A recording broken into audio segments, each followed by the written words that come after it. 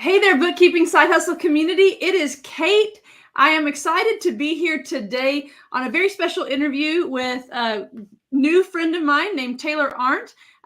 She is going to be our guest today, and she is going to be educating us on if bookkeeping and the accounting field is a accessible career for someone who is blind. She is blind, and there's a little bit of history to this. At least over 2 years ago, I have started the process of trying to find someone who was blind because I thought this might be a great career for someone, and I just wanted to know if it was. And I looked up an old tweet I made like from 2020 that was like, does anyone know of a blind accountant? And I finally found one. So my purpose for this interview is just to have it be a resource for other blind individuals who are thinking about career choices, and then also for firms and for developers who need to learn how their companies and products can be accessible so that great folks like Taylor can work in our industry as well. So don't forget to post your questions in the chat. And the best way to stay connected with Taylor after this is via her own YouTube channel, which there's a link to the description below. I'll say that again at the end of this interview to remind y'all, but definitely follow her, subscribe to her channel. She's documenting her journey in our field.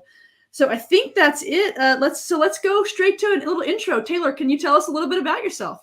Yeah, so hi, Bookkeeping Side Hustle community. My name is Taylor Ardnt, and I am a bookkeeper who does freelance work on the side. I have a normal day job, but then I just kind of do this on the side because I love doing bookkeeping. And I've really been doing this for a while because this is not my first business, actually. So when I ran my previous website design business, I actually did all the bookkeeping, and it turns out that I spent more time in QuickBooks than I actually spent on my actual first business, right? So I spent more time in QuickBooks than I did making websites. So that's kind of how this whole thing started, plus, in addition, everything with my family and how they're really involved in accounting and stuff. But yeah, so I'm really excited to be here and answer your guys' questions. Perfect. Anyone else watching live, chime in, tell us where you're watching from. I'm glad to see Cindy here. She says Happy New Year, and she's excited to meet you, Taylor.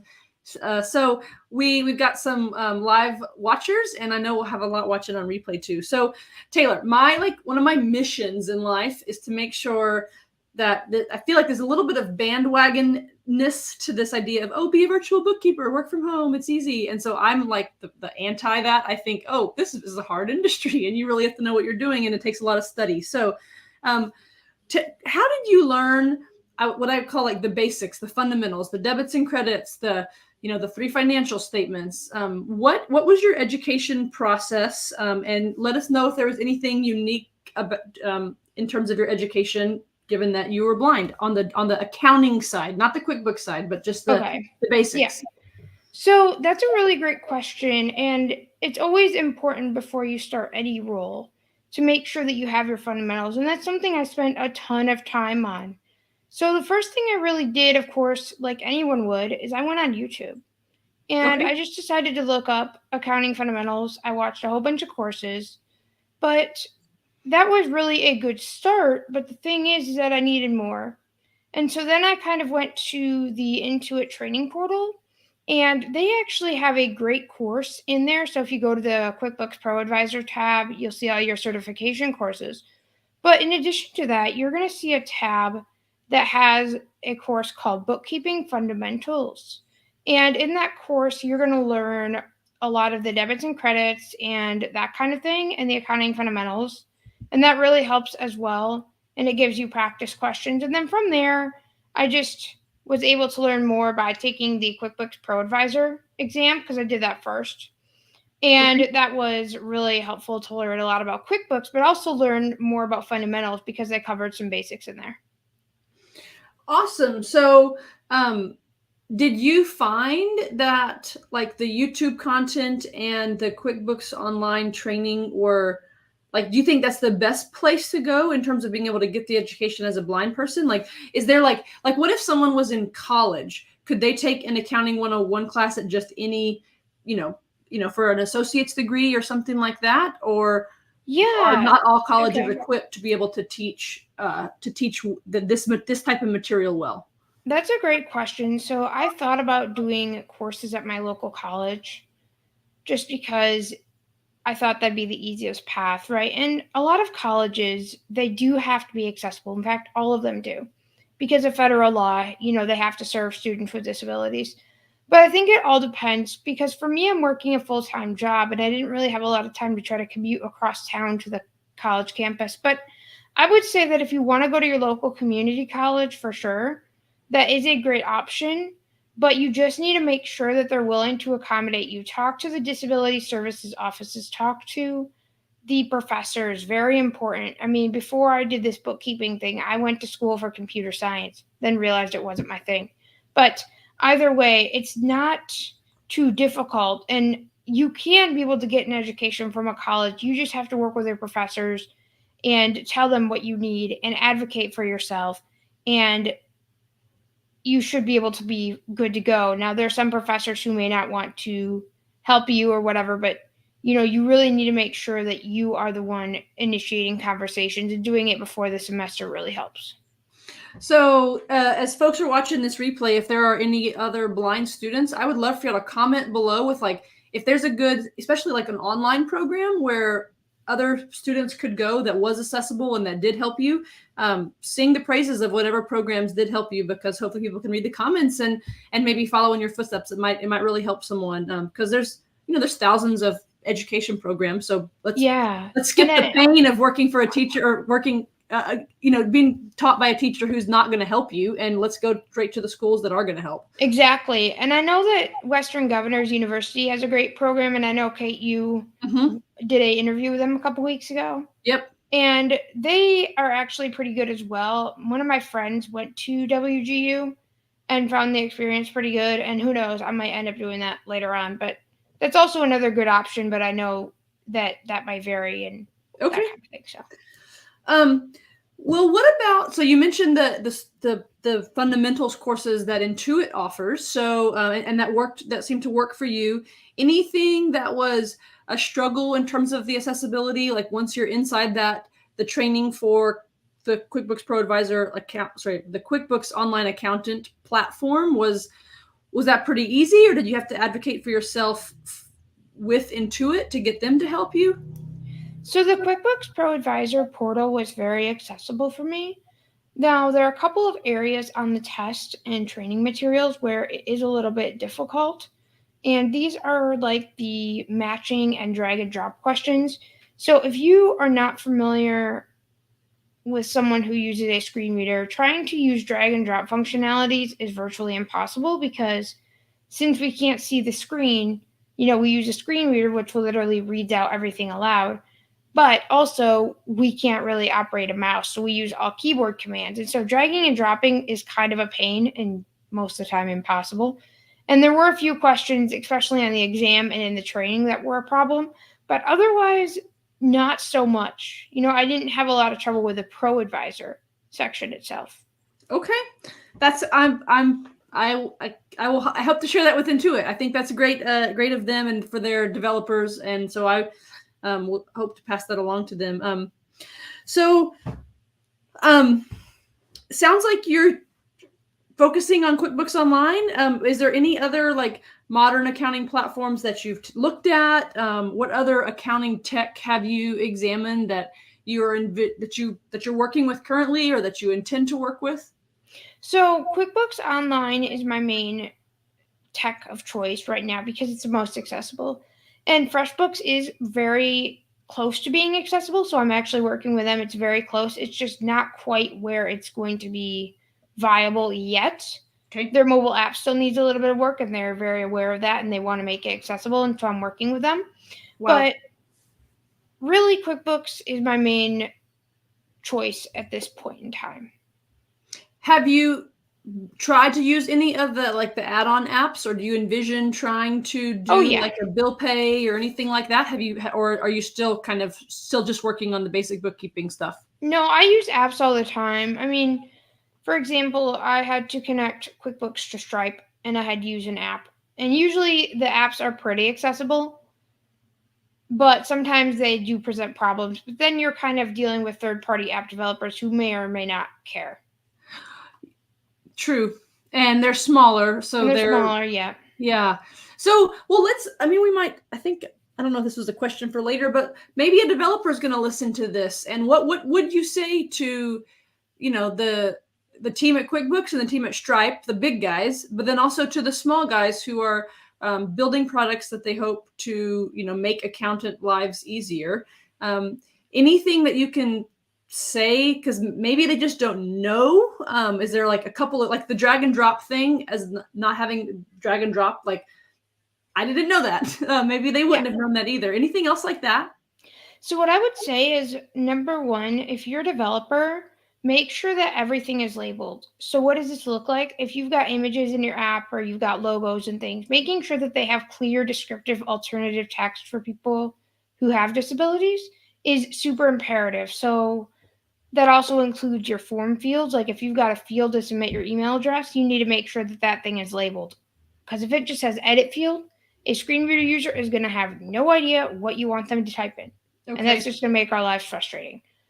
And if we type in the wrong data, we need to make sure that errors are properly identifiable for screen readers. So that means that whenever an error is encountered, then we need to make sure that the screen reader user is aware that an error has occurred and that they can help try to fix it. Because there's nothing more annoying than seeing all errors are highlighted in red.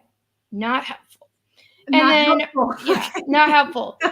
And in addition to all of that, if you really want to go the extra mile, then user testing is going to be super important. So this looks like getting users who have disabilities and helping you to test your app and seeing what they think and try to help them improve based on their feedback. And the other thing too is that you can use automated tools. There's a lot of them out there like Wave and it's like called Axe Extensions. Basically, it's by a company called DQ, which is another accessibility firm. Okay. And there's all these different apps or these automated tools, and they can help you to be able to identify accessibility violations, but they only catch 40 to 50% of all issues, and they don't catch anything related to user, that that user would encounter. Okay, well, and now I'm just going to put in a plug. Hey, app developers, everyone call Taylor and pay her a handsome consulting fee to use your app for the day. I'm sure there's people like you and other folks that hopefully are going to, as we hopefully build this community and the career field, that there'll be a lot of people ready to help and test those apps. So yeah. So you want to tell us just about a little bit of the background about how you got started and how you I know you're kind of still in the beginning stages of your bookkeeping career, but you said it kind of was a long time coming given your family's history. So what's the background on that? And then like, where do you see yourself going with this career? So the background is that my mom and dad are both very financially savvy individuals. And my dad works at a construction company. My mom is like a chiropractic receptionist assistant. But they've always ingrained in me financial success and health and, that kind of thing. And the other thing, too, is that a lot of my family owns businesses. We're a very entrepreneurial family. And with that comes, a lot of different things, right? If you need help with something, or I do in this case, I can ask my family. And so what really happened is I've gotten into finance and that kind of thing from a young age because my dad would have me listen to Dave Ramsey while we were in the car. But not only would he have me listen to it, he would have me answer questions. He'd be like, so Taylor, this client's in debt. How would you fix that? Or how would you help them? And at first I'm like, why am I being asked these questions? But then I'm like, I'm not being trained to be a financial advisor. But then it's like, okay, well, you know what? Maybe he is trying to influence something, right? I don't know. So then, I started my business after I got laid off from the university doing web accessibility, and I got laid off because of COVID budget cuts. And I made websites for a living. So I had a couple contractors, no employees, but I had a few 1099s. And so obviously I wanted to learn how to do my books because I knew it was super important. And I didn't want to hire anyone because I'm like, well, I want to make sure this is done right. So then I spent a whole bunch of time learning QuickBooks, and then I realized, oh, I kind of like this a lot. Because number one, with my website design business, we had a few problems. I had to subcontract out a lot of the work, including design and logos and other things, because it was just too visual, too purely visual, Yep. not that accessible. So the other thing was that I had to subcontract, which means that was a lot of money coming out of my pocket on the subcontracting, and I just didn't really like it. So then, I would be running payroll for my contractors on a monthly basis, and it was very interesting. And then I loved QuickBooks. Like I said, at the end of my business, I'd be spending more time in QuickBooks than I would be actually running my website design business. And so from there, things kind of got a little bit interesting because I moved to Texas to take a new job, which I have now, working at an accessibility auditing firm. And I had a lot of time on my hands, maybe too much or not. Maybe I did something good with it. Well, I did. But I decided that I wanted to be a bookkeeper because I have been looking at it for so long now, and I'm just like, I want to do this. So I went straight for the QuickBooks Online Pro Advisor certification. I learned some fundamentals, but I went straight for that certification. And I pretty much passed it in like 4 days. Wow. Just using the Intuit training, because I didn't know a lot about the fast and easy stuff yet, Kate. But I didn't, Okay. But of course now I do. And I love it. But yeah, I just went right for it. And I'm just like, okay, I'm going to learn this stuff. So I have my QuickBooks Online Accountant edition. And I just went right for it. And actually, the creation of my QuickBooks Online Accountant edition was a complete accident because I was trying to help someone that I knew to become an Instacart shopper and sign up for QuickBooks Self-Employed. Well, when I did that, they went ahead and invited me. Well, it said, you need to create a QuickBooks Online Accountant account. I'm like, oh, what's this? So I created it, and then I'm like, oh, there's all this training and things. And so that's kind of also something that propelled it forward is like, oh, I have an account and I've got free QuickBooks and payroll and time. And so it really just kind of started going off from there. And then I got my certification, and then I did a whole bunch of practice. I did months and months of practice. And then in September, I officially opened up my business. That's awesome. So I would like to ask you if you think there are parts of the accounting field, because I know you've really been learning about the broader accounting field, beyond, not other than bookkeeping. Are there any parts of the accounting industry that you would say would be closed off to someone who's blind? So that way someone who's listening to this can say, well, I wanted to be an auditor, but I can't, or I wanted to be a tax preparer, but I can't. How would you answer that? Are there doors that are closed because of your blindness in 2022, and we're recording this, and hopefully it'll change in a few years, but what do you think? Well, I'm really not sure. Here's the thing. I've only experienced the bookkeeping field. Now, the auditing field, I'm not like a CPA or any of that stuff. I mean, I did serve on an audit committee for a nonprofit that serves the blind. But, that was somewhat, pretty accessible. But I would say, really, I don't know. I don't really have all the answers because I don't do all of those things, right? I just do bookkeeping. But what I would say is try it. Try to figure out if there's a way that you could do it. And then if you realize, oh, this is not possible, then, don't. But I don't really know that I have the ability to say something is completely closed off because I don't want to close off anything without actually giving it a try. That's an awesome answer. So I've listened to some of your podcasts. I know you have a podcast called Booksite, which she puts all her replays on her YouTube channel, y'all. So that's probably just like the best hub to find her. Yeah. But I know you recently talked about tax, and so I'm just going to direct you to that. Like, what has been your experience with tax softwares as a blind person? Well, it's been mixed. So let me explain how this tax thing came about because I was not going to do tax returns. Okay. So I went to a conference for the blind in August, and it was local to Texas.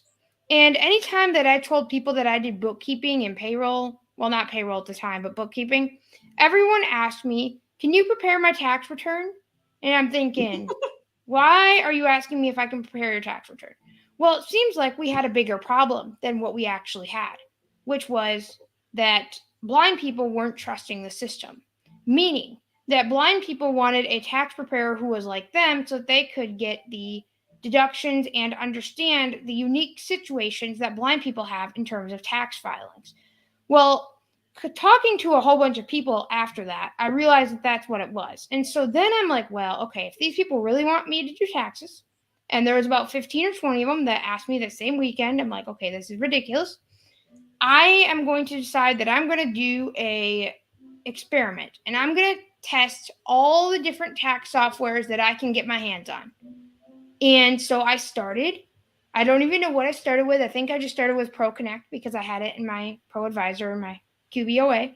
And I just went to as many of them as I could find. And then I asked Tax Twitter, talked about it on Tax Twitter, and I wasn't having much luck. Now, of course, the most accessible one at that time was ProConnect by Intuit.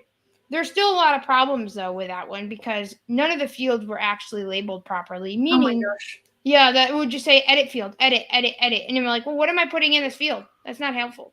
Yeah. So then I kept testing these software, and of course, every time I test the software, I'd usually get a call from a salesperson because that's how it works, right?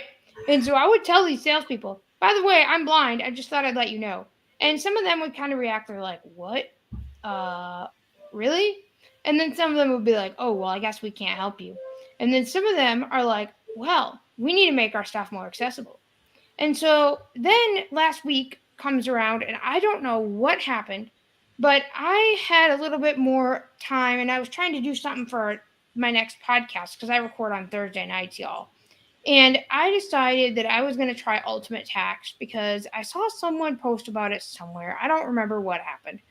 Either way, I log into Ultimate Tax, get a demo, look at it. And then I realized that I had a little bit of a problem.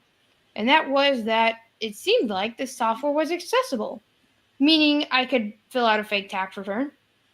Of course, I was still trying to figure out some things. I was still trying to figure out how to add my Schedule C so I can add business deductions, again, just as a dummy test. But then I realized that the thing was accessible. There was keyboard shortcuts, and it worked really well. And so that's kind of how that went. So we have one potential candidate for you to be able to file these returns for all these friends from the conference. So do you think you're going to do it? Do you think you're going to try to file like in a professional capacity? Yes, I really want to. I'm going to try to become an EA. And I'm going to try to do that. And of course, there's a whole thing to that as well, trying to find an EA prep course that's accessible. And I think I found one. So I'm going to be doing that course. It's by Tax Mama.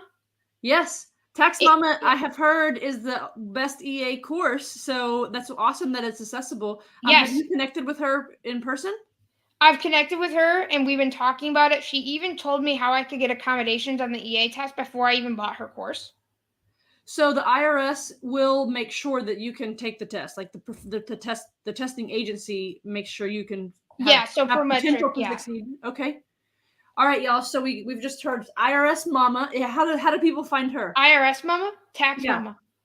So sorry, Tax Mama. Tax Mama, if you want to study, so she helps you prepare to take the exam, but then she will also help you navigate the accessibility to actually sit for the exam on the IRS side. Is that correct? Yeah, and she said that I found her on YouTube because I decided one day that I was going to go search online, and it just said everything you need to know about the EA exam in 2022. So I just watched the video, and even she says in her video, she's like, if the IRS is not treating you well and they're giving you problems about the test or they're not making it accessible for you, I will go talk to the IRS myself. Awesome. I think there could be a really cool cohort this spring, maybe, if anyone else is listening to this, and then y'all could get like a study group together. Yes, that would be fantastic. I love study. I don't like doing stuff alone. So me either, Kate. So I don't know if you have any. Well, no. I'm not a crazy tax person. Y'all people are crazy. I don't want that. Oh, well. It's so funny when I hear tax people and like just the way your face has been lighting up when you're like, well, they asked about taxes and it turns out I love it. And I'm like, oh my gosh, y'all people are crazy. Y'all are really crazy. Yeah, and it really started, my love of taxes really started when I had to help my boyfriend file his. Okay. Well, there you go. I have never had that love. I have never had that love boil up inside of me. No, he never got the deductions that he wanted, and they never gave him the business deductions for self-employed. So it was like, I was able to help him save a lot of money. Awesome. Y'all, we're coming to the end of our time. If you have any questions for Taylor, chime in now. If you're listening to this on replay, chime in the comments, because I can tag her in the comments on this channel and get her to answer them. Yes. Or just go ask her directly on her channel, y'all, which the subscription link is in the description to this video. Or if you just search Taylor Ardnt, A-R-N-D-T, on YouTube, you will find her. Let's go quickly to the question: what advice would you have for another blind person, young or old, that's thinking about a career in accounting? Any last advice?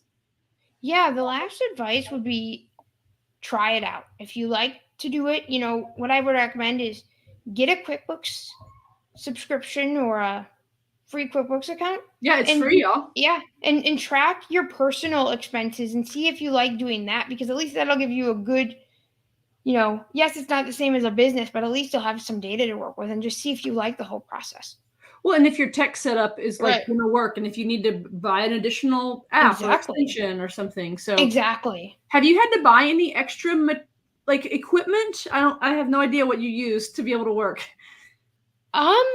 So not really. I've got my laptop. I've got a Microsoft Surface. I love this laptop. And then obviously I have the screen reader, which is an NVDA, non-visual desktop access, which is actually free and open source. There are others that are commercial, but this NVDA is very good. And it's actually the best if you want to use QuickBooks if you're a screen reader user. Okay. JAWS just does not cut it, in my opinion. All right, y'all heard it from Taylor first. What about any firm owners who might be looking to, in my heart, I would love for a firm owner to be listening all the way through this video and say, golly, you know what? I'm going to set a goal. I want to have a blind person on my staff, because I know someone who's smart, and as long as I can equip them, they're going to be a great accountant. What advice do you have for firm owners who could work with your community? So firm owners really should definitely look at hiring blind bookkeepers, right? Because, they can have a different perspective. We have a different perspective. But what I would say is make sure that you are willing to accept accommodations and make sure that you are willing to work with blind people, because sometimes some of the software that you use is not going to be accessible for us. And so trying to figure out a good compromise is definitely one of those things, because I was looking at practice management software the other day, y'all, and let's just say that 99.9% of them are inaccessible. Okay. So I would just say, you might have to adapt your processes a little bit. So you might want to get ready for that. You may have to adapt what you can, because if you want a good employee who's a bookkeeper or does taxes or whatever, there may be things that you need to adapt to make them more accessible. How large is the blind community in America? It is pretty large. I don't have the exact numbers, but it is pretty large. I know that tens of millions, a million, there's what, 400 million Americans right now, I think, maybe. Yeah, I don't exactly know how many million, but okay. I know that there are a lot of blind people, or even people later in life who lose their sight because of other reasons. I was just wondering if serving blind, like you were saying, you helped your boyfriend and he's got to make a living, right? And he's, most people aren't into accounting, so I'm sure, I don't know what he does, but it doesn't sound like it's accounting. So software development. So, but he needs accounting services. He does. Could you? I'm just wondering if you could niche in serving blind entrepreneurs or doing blind tax returns. Perhaps I could do that, but I also don't want to limit myself too. I mean, if I get blind clients, I just kind of take whoever is, wanting to be able to be a good, partner. I mean, yes, I could niche in that, but then that could limit myself later on down the line, right, for expansion. True. I was even just thinking for even a sighted person with a firm could. Oh, yeah. The referral system, I would imagine that, the community is tight and supportive. And so yes. If someone who wants to, if you've got blind people on staff as well, that really helps. Just the being able to work with that clientele. Yeah. Oh my gosh. Okay. I am so excited. I have been looking for you for 2 years. I would love to stay in touch. If you ever have another topic that you think is relevant, if we can do developers listen to this interview type of an interview, or we just lay it all out about how developers could work, or I don't know. That'd be awesome. We could do a year in review, like a year from now also, and just see how things have changed. I'm hoping that you have a lot of success and a lot of great stories to be able to share. The good, the bad, the ugly, you've been in different businesses for a while, so you know how hard it is. Yeah, I've been running businesses for about 5 years, y'all. That's amazing. You don't look old enough to have run a business for 5 years. Well, I know. I've been running businesses when I was in high school, because I went to like a very small high school and I didn't really have anything to do after school. And I thought, well, I'm just going to start a business because at least I'll have some side income, because I couldn't go work at like the store down the street because I couldn't drive. Yeah.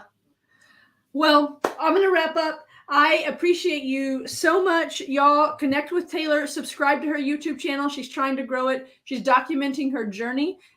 If you have access to any developers that, need to talk to Taylor, if you're a developer listening to this, please reach out and connect. We have a chance as a community to, as a larger accounting community, to support these awesome, smart individuals who are blind and let them go, just gangbusters in our industry as well. I think it would be a great, just a wonderful thing to be able to do for the overall American population. And world population. I mean, right? Yes. You can use the software anywhere. So yes. Taylor, you have been a blessing. Cindy's saying she loves your energy. We will bring you back and stay in touch in the bookkeeping side. So you're in the Facebook group, aren't you? I've been posting in there a lot. So awesome. Well, we're going to wrap up, everyone. I hope you have a blessed Thursday afternoon. And we will see you in the Bookkeeping Side Hustle community, everyone. Adios. Bye-bye.